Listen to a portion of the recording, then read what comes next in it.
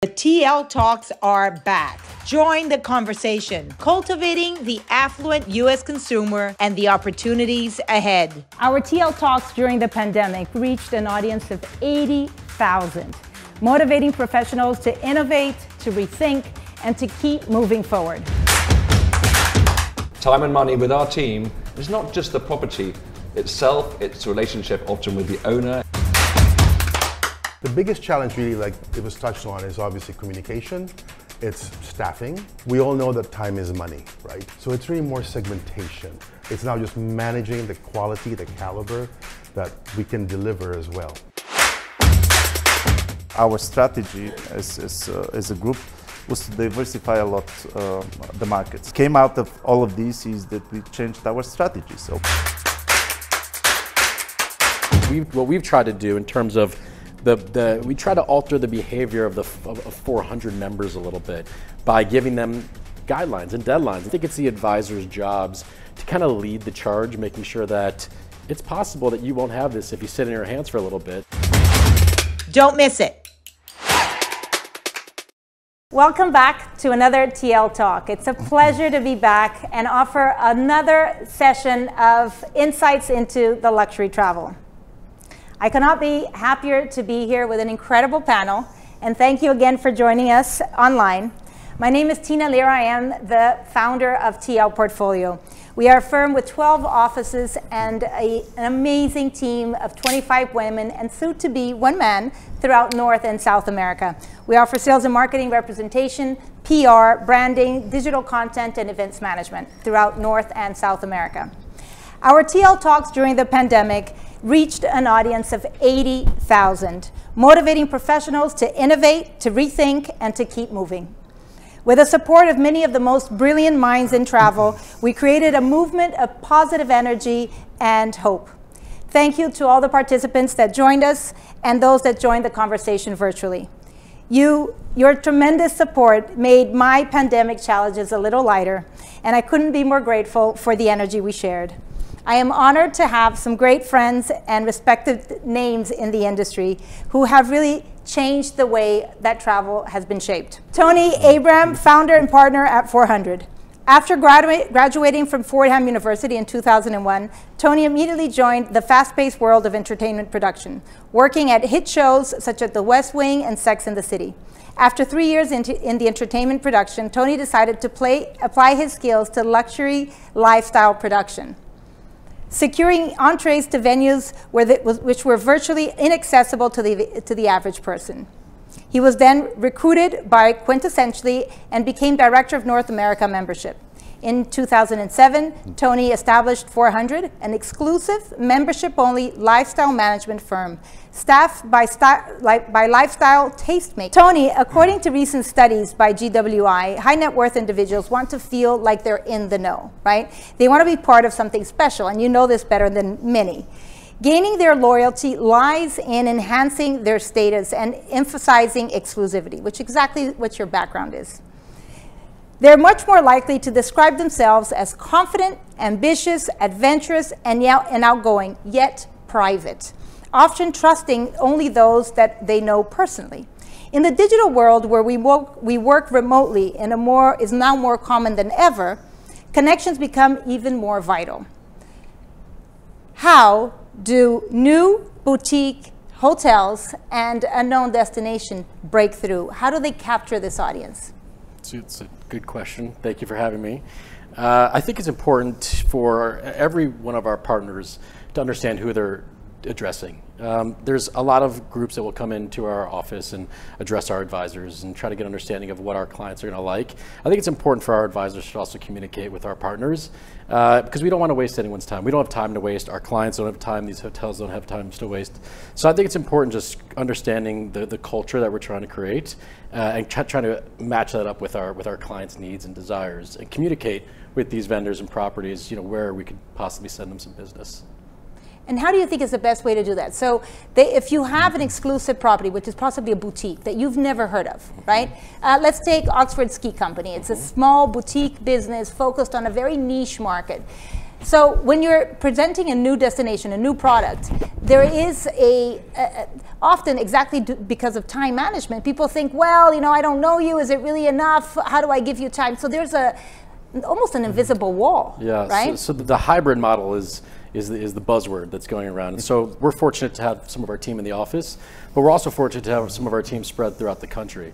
So the greatest thing that someone like Rupert could do is create an environment where our advisors can either be present or kind of be done via Zoom and showcase their properties. We can't force it on anybody, but right now I feel like education is incredibly important. And so it's really all of our jobs to identify businesses, destinations, and try to get as much of an education as possible so then we can relate that back to our clients. Totally. Rupert Longsdon, a lifelong love for the mountains and all things snow, including an on-foot expedition to the North Pole, which I needed to hear a lot more about. Rupert has always had his sights set high. Having founded Oxford Ski Company in 1998, Rupert aimed to be the best provider of luxury alpine escapes in the Alps. Now, with a portfolio of over 1,000 properties, Oxford Ski Company is the definitive alpine travel provider for the most discerning travelers. I have had the opportunity to go on 2 trips with you, and I can vouch that your portfolio includes some of the most exquisite and out-of-the-box villas. I mean, from bowling alleys to discotheques to, I don't know what else. There are theaters. They're incredible. I would love to that if you could share with us a little bit about how you've seen demand for travel accelerate in a speed that very often the industry is not able to deliver. There's currently, very often, the industry is feeling there's a gap, right? People are wanting to travel more and more. Hotels, many of them, or suppliers are still struggling to bring back the training, to bring back the staff, to bring it back to pre-pandemic days. Have you seen a change in the guests, and how are you looking at keeping up with the curve? A few questions there. Thank you, Tina. I think actually in the ski industry, we have managed to keep up with demand, interestingly. I'm not saying that's obviously the case in every side of travel, but it has, and it came back with a punch and fantastic and excited.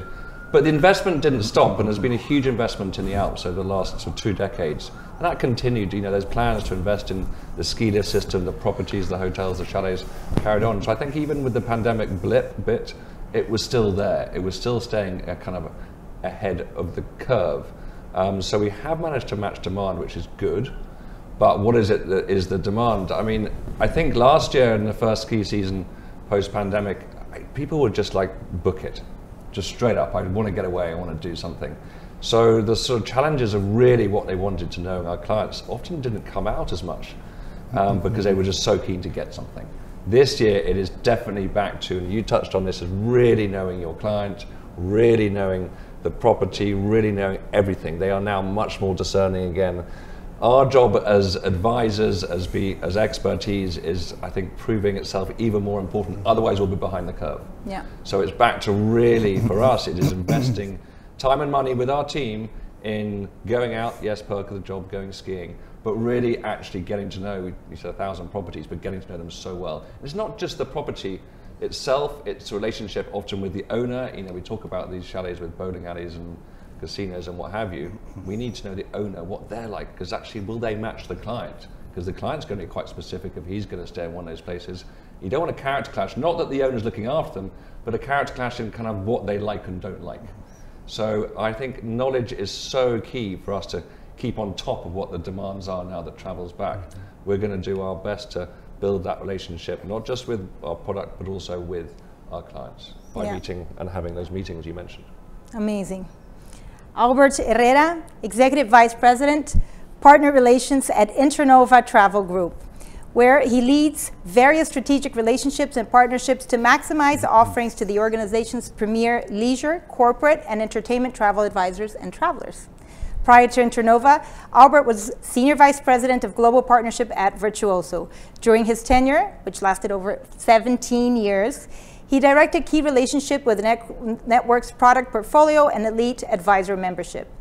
Your past roles also include Director of Sales and Marketing at the Carlyle, the Oriental in Singapore, and the Regent in Singapore. I worked there as well for years, so okay, amazing. We can talk.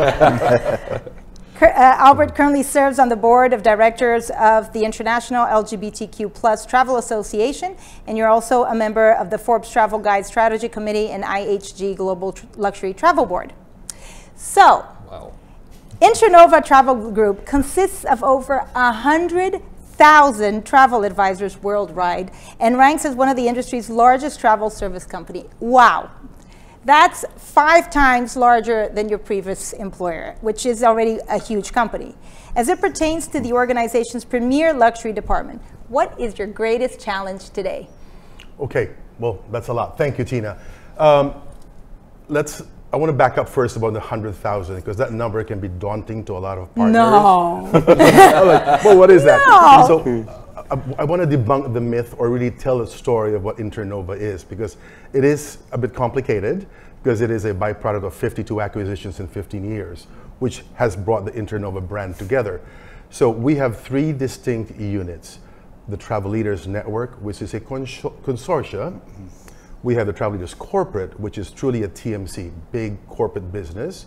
And we have Global Travel Collection, which are the wholly owned agencies. For the most part, GTC is, you know, a lot of these brands from Pro, Zelle, Yeah. that's all rolled up in GTC.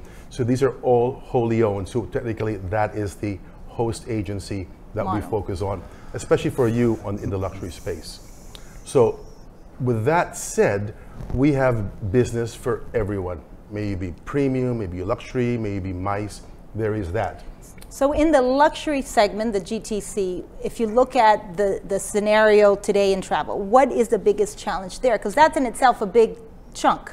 It is a big chunk. There are about 1,700 advisors and growing, and obviously spread out all over the UK and the US. The biggest challenge really, like it was touched on, is obviously communication, it's staffing, and also keep in mind where we were.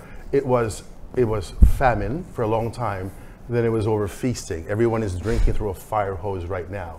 So how do we get the advisors up to learn about the latest products in the market, the newest destinations, and also just battling with the challenges in the space from airline challenges, space availability.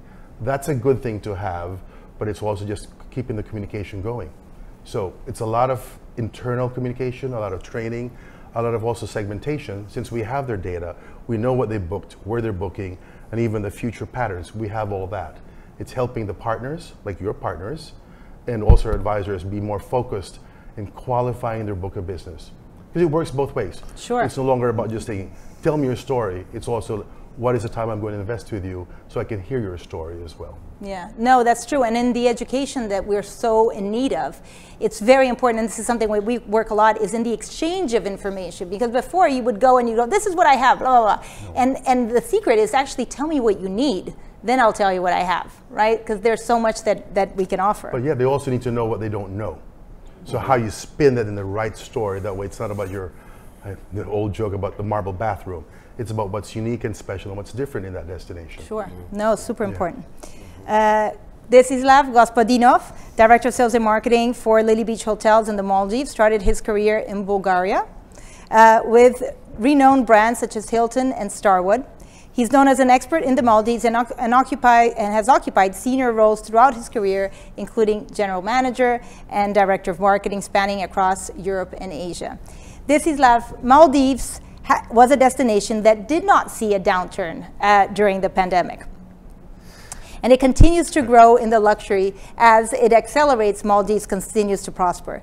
Despite the continuous demand, have you seen a change in the mindset of the luxury traveler?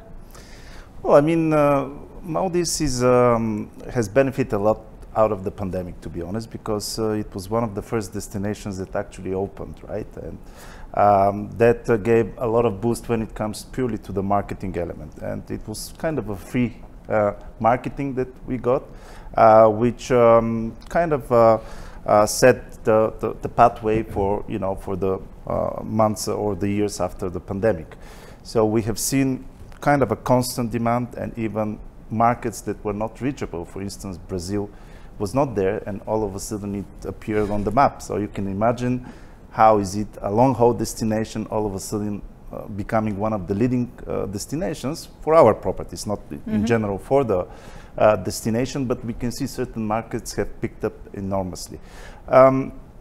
what I've seen in general in terms of the demand, it's more about the lead time that has changed a lot. I mean, certain markets like Germany, where you would be having a booking period of over 180 days, UK even more than that, sometimes up to 365 days. Now you see them last minute. For them, last minute is 45 days, right? And that's unbelievable, right? So now for us as a hoteliers, it's very hard to predict what will happen. So if we do even the forecast, it's very hard for us to know what will happen in 3 months, in 6 months. Yes, we can tell now for the next month easily what will be the outcome. So what I've seen and our strategy as a group was to diversify a lot the markets, because a lot of things happened, right? Wars, pandemics, all of a sudden you see your major markets collapsing, which, how do you handle this, right? You cannot just go back and say, we don't have the business. So what came out of all of this is that we changed our strategy. So we started having less from each market, and if anything strikes, obviously we have the option to, you know, to replenish this market. So yeah, I mean, you learn as you go. We have adapted a lot, and yeah, I think Maldives has even grown stronger. That's how it seems to me. No, it's very true. And this booking window, or this expectation, this last minute behavior has affected, I think, every market in different phases. I'm sure that you've seen it here in the United States. I don't know, Tony, if you could share a little bit of how that... Yeah, you know, what we try to encourage as much as possible is advanced bookings. One, we're running into inventory issues left and right. So it is great to see now. Traditionally, you know, people would spend some time and book, you know, kind of short term. Now we're seeing bookings that are, you know, 6 months out, which is great to see, because the reality is, if we couldn't do that or didn't do that, we would be shut out. There's only, you know, especially with the leisure luxury space, we're all vying for the same properties in the same locations, and so it becomes very difficult. What we've tried to do in terms of we try to alter the behavior of 400 members a little bit by giving them guidelines and deadlines, and say we could possibly hold this for 24 hours, but if you don't book it, it's very likely it's not going to be around. So I think it's the advisor's jobs to kind of lead the charge, making sure that it's possible that you won't have this if you sit in your hands for a little bit. So we are trying to encourage as much advanced bookings as possible, and still that's even a challenge, but we are seeing that. One of the projects we did when clients couldn't travel, when everything was closed, was like, okay, well, can we do stuff we would never done if the pandemic hadn't come along, was looking at booking patterns, looking at our database, and then how, when we come out of this, when we can travel again, how can we encourage clients to book earlier? And we definitely had success. We've been looking at, you know, when they got in touch and how long it took them to book and what were they discussing, really going back through the data. Not always the most exciting stuff, but really interesting, and collecting that data. And I think now we've increased our advanced booking massively, and also the messaging to people saying you can book last minute. I've had people sitting on the tarmac in their jet going, are we going to go here or here? That's last minute. But they're always going to compromise. I won't call you again for that. I apologize. I apologize. It was a last minute thing. I just wish you had paid. So I think it's trying to get that lead time right out, and it's there, but encouraging them for the right reasons why. Otherwise, they might not get what they want. No. And that's not what people want. And to add on to that, if I may as well, the top end of the market, as you're all dealing here, they're not afraid of price, right? We've seen those astronomical prices, and they will pay, and people are paying. Like, try to get Amalfi Coast right now for July and August, done. Forget about it.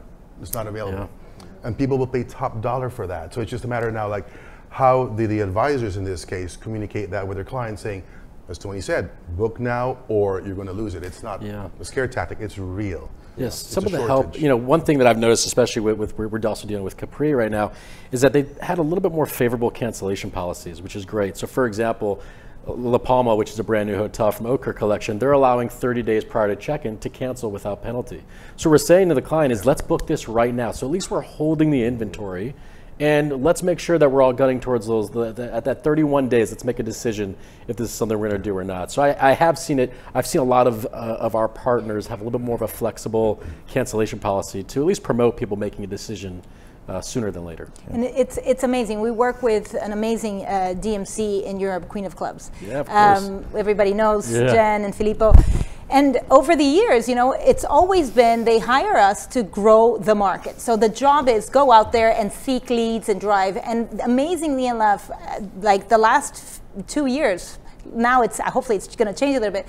But basically they said, Tina, don't send us any leads. And I said, what do you mean? Are you canceling? No, we're not. But just don't send us any leads. It doesn't matter, you know. And I said, my God, what are we going to tell the agents? They said, they can go to somebody else right now, but this is not the place to come. Tell them not to come to this geographical location. Come next year. Because right now, there are no hotels, there are no drivers, there's no service, so they won't get what the client is paying for. And that kind of turn, to have a supplier say, book somewhere else, right? Before, it was all about, you know, the push for 24 hours return with a quote. Now it's like, look, realistically, it'll take 2 weeks. Can you wait? If you can't, please, because the volume of business that's coming, even, you know, it's crazy. It's changed the conversation. Easy for a B2B company to say that, but try dealing with the C and telling them they can't go to Ibiza this year. Right. That's not what they want to hear. No is not an answer. No is not an answer. Right. No, but you also seen that the airlines got very flexible, right? Because the cancellation terms changed dramatically there. And I think also the hoteliers also adapted to that, and they were more kind of flexible in the sense of probably having a name change or something like this, right? So there was always an option. If you book, the non-refundable was out of the question anymore, right? And what we've seen as well, that if, let's say at one point the OTAs were taking a big chunk of the business coming to our destination, which is, in general, is not normal because it's a long-haul destination. After the pandemic, the clients started booking the travel agents because they felt much more secure. They had someone to call and to ask, can we have a refund? Can we change the ticket? And so on. So there was another shift that happened meanwhile, and for me it's quite interesting. Yeah, right? and very positive. Tony, we're talking about cancellations here, and I understand that you're about to launch Stellar. Which I think it sounds amazing. Thank you. A marketplace for unused and non-cancelable travel accommodation. Stellar was created out of the passion for connection. The goal is to give each person access to excess, with a strong emphasis on protecting advisors' commission from canceled reservations. Amazing. Thank you. So how are you going to do that? I have no idea.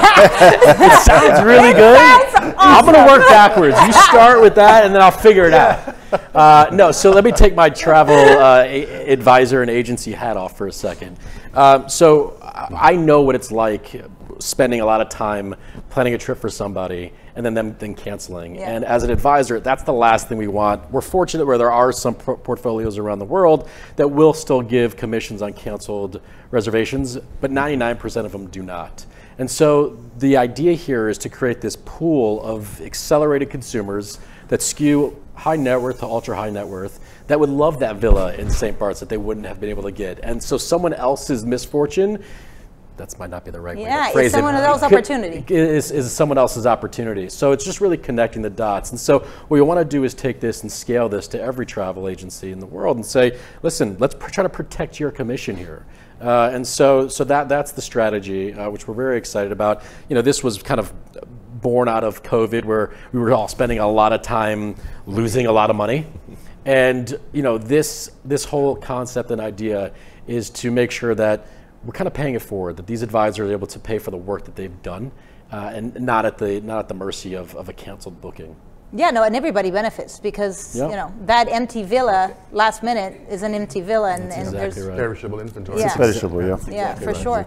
Talking about the villa market, Rupert, how, you know, before the pandemic, it was a growing demand, right? More and more people were keen to experience the villa market.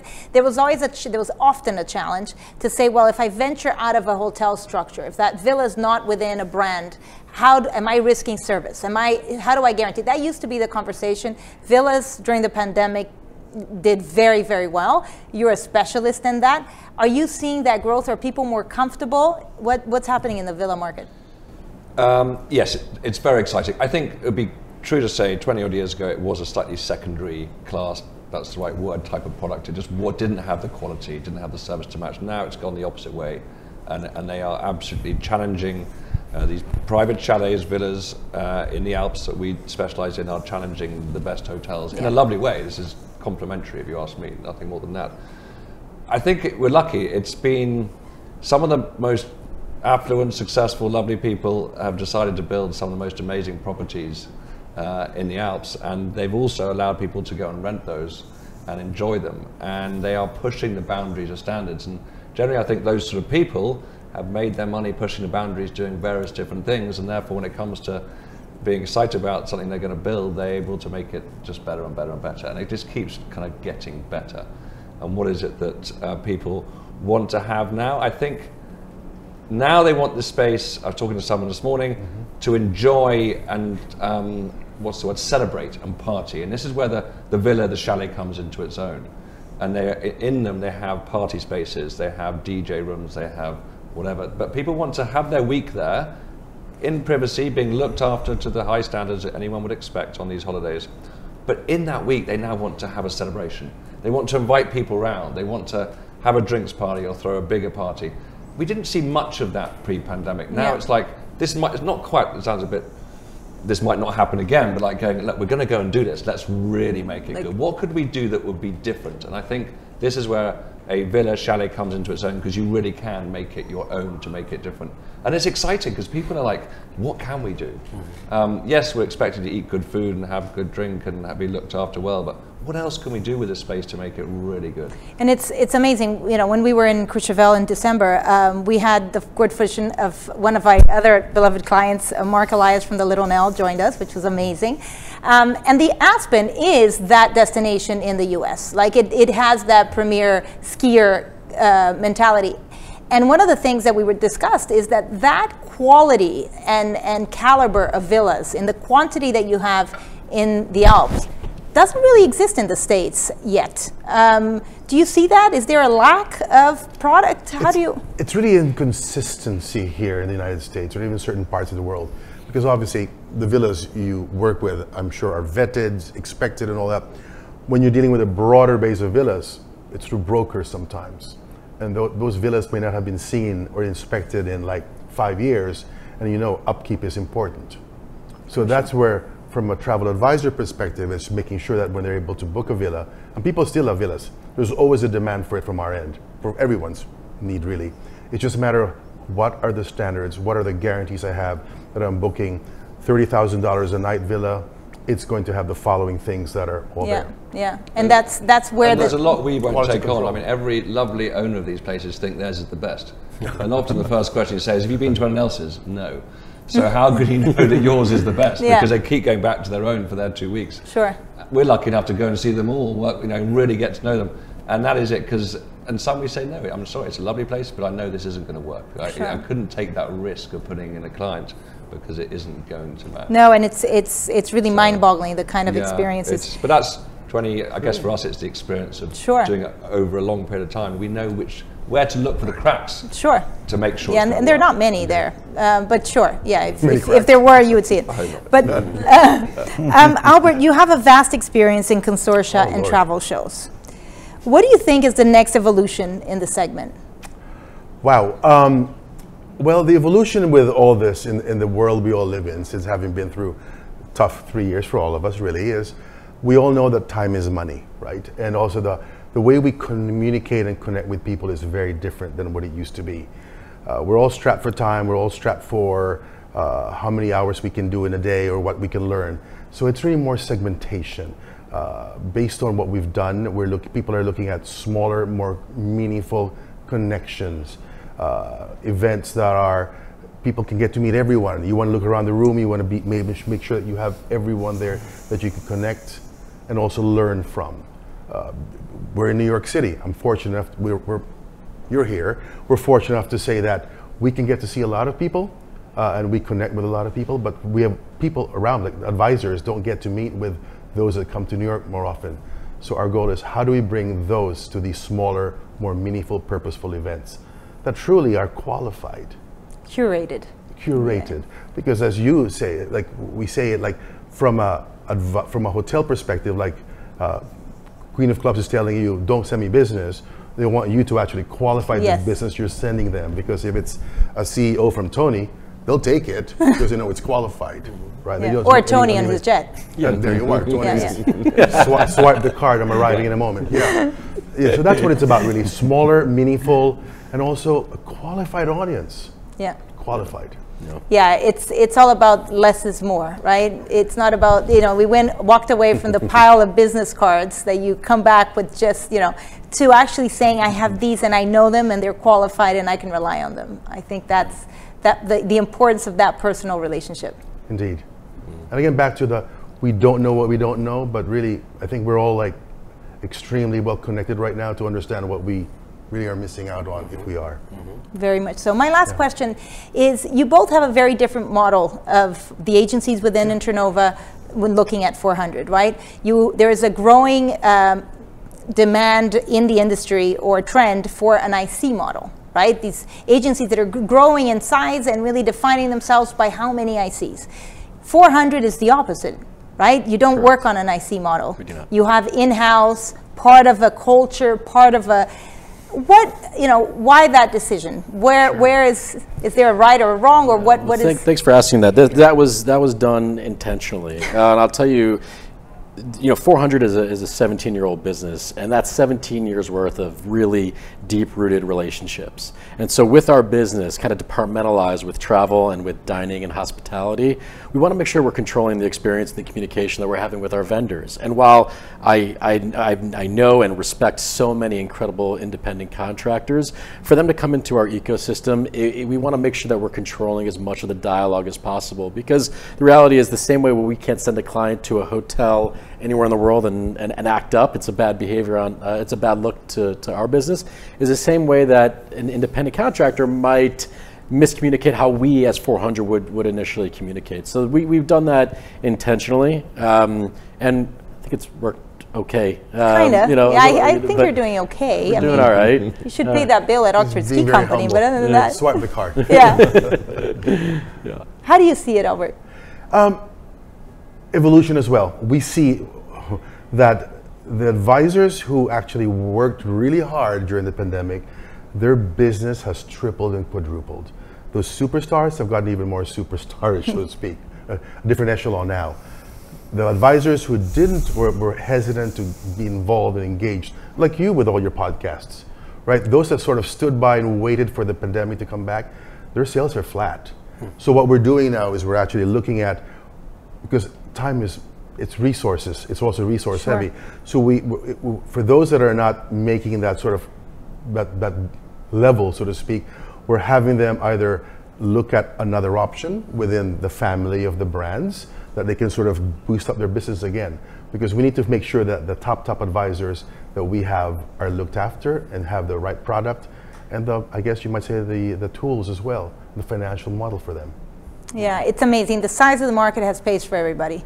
And it's one all size about, doesn't fit all, really. No, one size doesn't, thank God. It's interesting to see how the market has expanded. Now there's a whole new market of luxury travelers, because travelers that were a little bit more on a budget, that were stripped from being able to travel for so long, have really increased, I'm sure Albert, you're seeing this as well, increased their spend as it relates to their travel. Those luxury travelers are now what I'm considering ultra luxury consumers. So they're spending 40 to 50% more on an ADR than they historically would. So that's why I think it's an incredible opportunity for Albert and his businesses to have independent contractors to capture these new markets of travelers. Yeah. I want to add on to that, if I may, not to take too much time, but thank you for that. That was enlightening, because during the pandemic, when it was all happening, and I hate to talk about the pandemic, but we're living through it. We lived it. It happened. We thrived. I got a call from a colleague who asked me, "What are you going to do now? Your business is dead. There is no business." And I'm like, "You're right. This is all I know." But truly, if you look at it now, we have thrived and excelled based on people want to come into our business. People want to come into our industry. Advisors, hoteliers, you name it. It's thriving. It is. It's now just managing the quality, the caliber that we can deliver as well. No, it's a very exciting time. It is. As you said, people are willing to pay, and the price is going up, and the quality is going up, and it's It's getting more sustainable. So it's cut out a lot of the dead wood, and some people did bury themselves in the sand and couldn't cope with it, but actually it did mean perhaps it cut out some people who just weren't going to be able to deliver what is now required. Whereas other people, let's use this opportunity to really see how we can be better when we can. And I think that's what's exciting. So the consumer is getting ultimately a way better experience, because what's left are people who are really excited to make it work. I'm not wishing anyone to have failed, but I'm just saying some didn't help themselves as much as they could have. Yeah. And I think that's, and I just saw that amongst great friends I knew, and some took it well, some not so good. And you just got to go for it. As Winston Churchill said, there's nothing better than being shot at without result. There you go. On that note, I want to thank everybody for joining us. I know you're very busy. This is Manhattan at the end of the day, the city that never sleeps. So I know you're very busy, and I appreciate your time and your contribution. Thank you for all those that are watching us. We'll have more insights coming in our TL Talk, so stay tuned. And once again, thank you. Have a great week. And what an amazing day in New York. Thank you for having us. Fantastic. This is great. Thank you.